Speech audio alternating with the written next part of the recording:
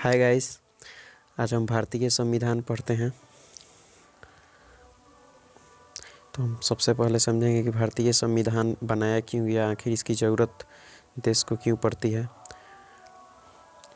और ये नोट्स है, हम आपको ये नोट्स द्वारा बता रहे हैं। ये मेरा नोट्स है, हम चूँकि खान सर से क्लास कर चुके हैं तो आप लोगों के साथ शेयर कर रहे हैं।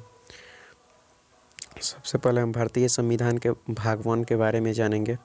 वैसे भारतीय संविधान का परिचय थोड़ा सा शुरुआत में जानने के लिए अच्छा होगा कि भारतीय संविधान क्या है आखिर। तो गाइस, भारतीय संविधान मतलब कोई भी देश हो गया, भारत, श्रीलंका, अमेरिका, कोई भी देश हो गया, किसी भी देश के विकास के लिए उसका एक सार्वजनिक नियम का होना ज़रूरी है जो सभी के लिए समान हो, जिससे देश का विकास हो सके, जिसे सबको पालन करना होगा। तो इस देश के विकास के लिए भारतीय संविधान का निर्माण हर देश फॉलो करता है इसे। तो वैसे ही हमारा भारत का संविधान है। अब इसमें हम पहले आर्टिकल से समझेंगे, फिर दूसरा वीडियो बना देंगे हम। उसमें आपको मिल जाएगा कि मतलब भारतीय संविधान बनाने के लिए कौन कौन सी समितियां बैठी, कब बनकर तैयार हुआ वगैरह, वो सब मिल जाएगा दूसरे वीडियो में। पहले हम भाग 1 से आर्टिकल 1 से चालू करेंगे। तो हमारे भारतीय संविधान में 22 भाग हैं और 395 आर्टिकल हैं, 395 अनुच्छेद हैं। तो भाग 1 में भाग 1 में है संघ एवं इसका राज्य क्षेत्र, यूनियन एंड यूनियन टेरेटरी। तो संघ एवं राज्य क्षेत्र, तो अनुच्छेद 1 से हम पहले पढ़ेंगे। तो भारतीय संविधान का अनुच्छेद 1 कहता है कि भारत राज्यों का एक संघ है। भारत राज्यों का एक संघ है। संघ यानी यूनियन। संघ में फेडरल भी होता है, जो कि भारत फेडरल नहीं है, भारत एक यूनियन है। मतलब यूनियन, आइए हम समझते हैं कि यूनियन और फेडरल और कॉन्फेडरल, इन तीनों में अंतर क्या है। देखिए नोट्स में लिखा है किसी भी देश में राज्यों को रखने की व्यवस्था, किसी भी देश में राज्यों को रखने की व्यवस्था। कोई भी देश का निर्माण राज्यों से होता है, मानी देश के छोटी इकाई मतलब राज्य होती हैं। तो राज्यों के आपस में संबंध को बनाने के लिए ऐसे बांटा जाता है। तो भारत में राज्यों का संघ है यूनियन। तो ये मतलब कोई भी देश 3 प्रकार से इसे व्यवस्थित कर सकता है। एक परिसंघ है, असंघ है। संघ में 2 हो जाता है, फेडरल और यूनियन। तो हम समझते हैं पहले परिसंघ क्या है। आइए गाइस, हम समझते हैं कि फेडरल, कॉन्फेडरल और यूनियन क्या है। तो सबसे पहले हम समझेंगे फेडरल यानी परिसंघ क्या है। तो जब छोटे छोटे राज्य मिलकर आपस में जुड़कर यानी कि मिलकर थोड़ी थोड़ी शक्तियाँ केंद्र को प्रदान करती हैं तो उससे एक देश का निर्माण होता है, जिसे परिसंघ कहा जाता है। जिसे कहा जाता है कि इन देशों का राज्य परिसंघ में जुड़ी हुई हैं एक दूसरे से। तो ऐसे देश आमतौर पर कमज़ोर होती हैं, इन्हें टूटने का खतरा बना रहता है। और फिर समझते हैं कि फेडरल क्या है। तो संघ में 2 हो जाता है, फेडरल और यूनियन। तो फेडरल में कोई भी देश, फेडरल कंट्री, जो कंट्री अपने राज्यों को फेडरल में रखता है, मतलब वो वही रखता है जिस कंट्री में लोग अधिक शिक्षित हों। इस रूप में देखिए लिखा है, इस रूप में जब राज्य जुड़कर देश बनाते हैं तो वे बाद में देश के संघ से अलग होने के लिए स्वतंत्र होते हैं। वो बिल्कुल इस बात से स्वतंत्र होते हैं कि वो देश से जब चाहें अलग हो सकते हैं। लेकिन यूनियन जो है वो अलग नहीं हो सकते हैं। वो केंद्र की ओर मतलब उत्तरदायी है। जब बिना केंद्र के मर्जी से वो अलग नहीं हो सकता है। तो फिर इस रूप में, तो जैसे अमेरिका है तो अमेरिका फेडरल में आता है दोस्त, अमेरिका फेडरल में आता है और भारत यूनियन में आता है। यूनियन में बोल रहा है कि इस रूप में जब राज्य जुड़कर देश बनाते हैं तो वे बाद में देश के संघ से अलग होने के लिए स्वतंत्र नहीं होते हैं। देखिए नोट में एग्जाम्पल के रूप में समझाया है, भारत एक यूनियन है तथा अमेरिका फेडरल है। इसी कारण अमेरिका के सभी राज्यों का नागरिकता झंडा अलग अलग होता है, जबकि करेंसी एक ही होते हैं। तो फेडरल संघ जो है, संघ में जो कंट्री अपने राज्यों को फेडरल में जोड़े रखती हैं तो वो कंट्री के सभी स्टेट का झंडा अलग होता है, जबकि मुद्रा एक ही होता है। लेकिन जो यूनियन है, जैसे कि हमारा भारत, इसमें प्रत्येक स्टेट का भी झंडा एक ही होता है, जो हमारा तिरंगा है। इस प्रकार फिर नेक्स्ट देखते हैं। दूसरा का बात यह है कि भारत के राज्यों को पहली अनुसूची में रखा गया है। मतलब भारत के जितने भी राज्य हैं उनके नाम वो पहली अनुसूची में मिलते हैं, पहली अनुसूची में दर्ज हैं। और फिर तीसरा बात ये मिलती है कि राज्यों को 3 क्षेत्रों में विभाजित किया गया है। तीसरा बात में कहा गया है भारत में राज्यों को 3 क्षेत्रों में विभाजित किया गया है। एक राज्य जो बड़े हैं, जो क्षेत्रफल में बड़े हैं, जिनमें पॉपुलेशन जनसंख्या आदि अधिक हैं, उनको राज्य के रूप में रखा गया है।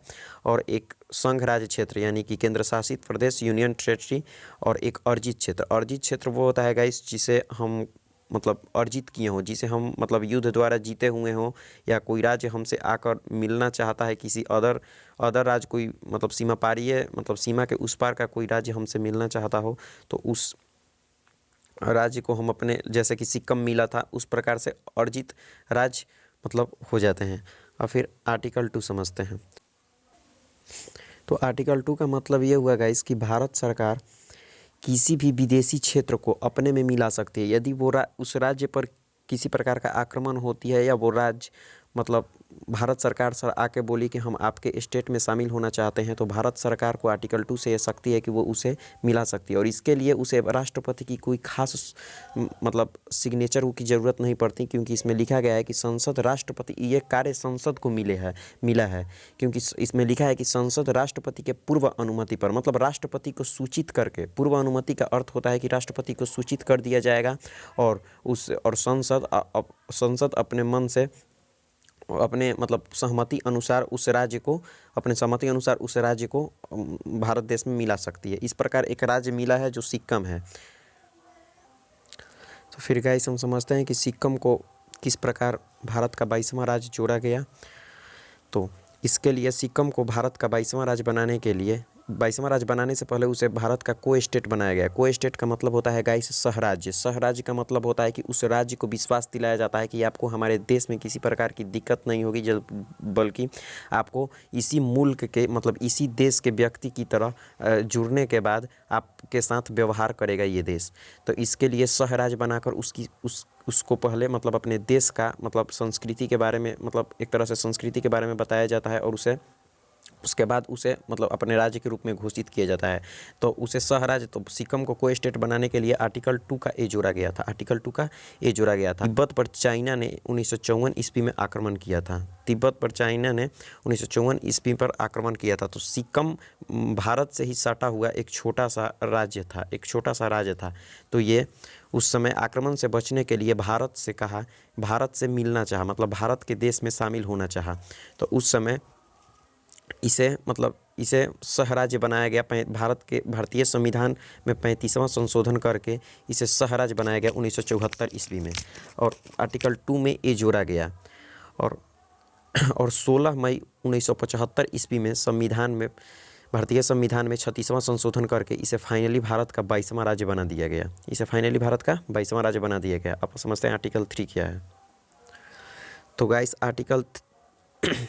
आर्टिकल 3 के तहत भारत सरकार, आर्टिकल 3 के समझते हैं गाइस। तो आर्टिकल 3 के तहत भारत सरकार भारत के सीमा के अंदर किसी भी राज्य और क्षेत्र में बदलाव कर सकती है। जिस प्रकार से देखिए समझाया गया, मतलब कि भारत सरकार में संसद मतलब कर सकती है। संसद राष्ट्रपति के पूर्व अनुमति से भारतीय संघ के, मतलब भारतीय राज्य का, संघ मतलब राज्य, भारतीय राज्य के भारतीय संघ कि किसी भी राज्य, माने भारतीय संघ मतलब पूरे राज्यों का एक संघ, मतलब पूरे राज्यों को सम्मिलित रूप से संघ कहते हैं। तो भारतीय संघ के किसी भी राज्य के नाम, सीमा एवं क्षेत्र में परिवर्तन कर सकती है।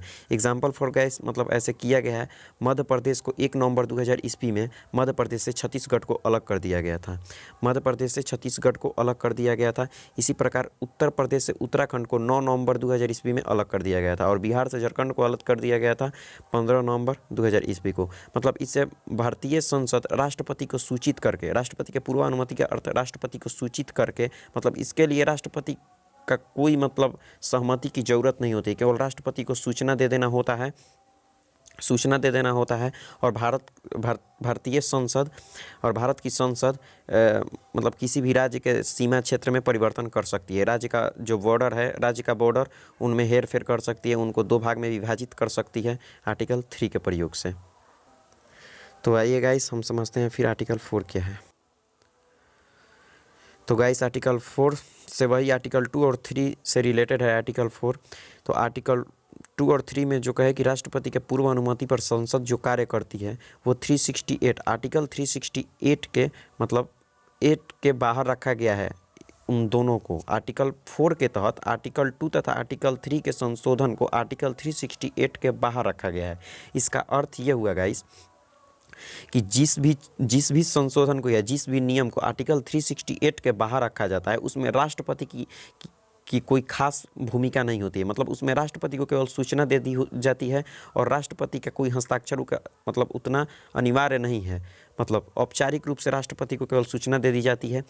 मतलब देखिए अर्थात में समझाया है, जब कोई संसद आर्टिकल 2 तथा 3 का प्रयोग करेगी तो उसके लिए राष्ट्रपति से किसी विशेष अनुमति की ज़रूरत नहीं है, क्योंकि इसे 368 के बाहर रखा गया है।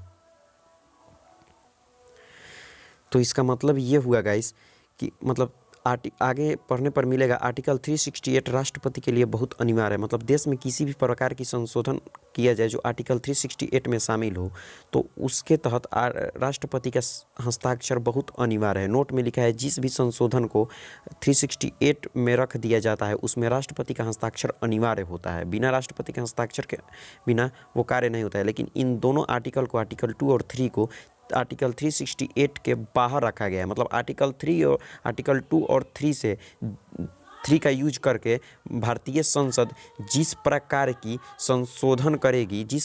भी संशोधन करेगी उसमें राष्ट्रपति उसमें राष्ट्रपति की कोई भूमिका नहीं होगी। मतलब क्योंकि इसे 368 के बाहर रखा गया है, वही बोल रहा है इसमें राष्ट्रपति की कोई विशेष भूमिका नहीं होगी और संसद अपना कार्य कर देगी।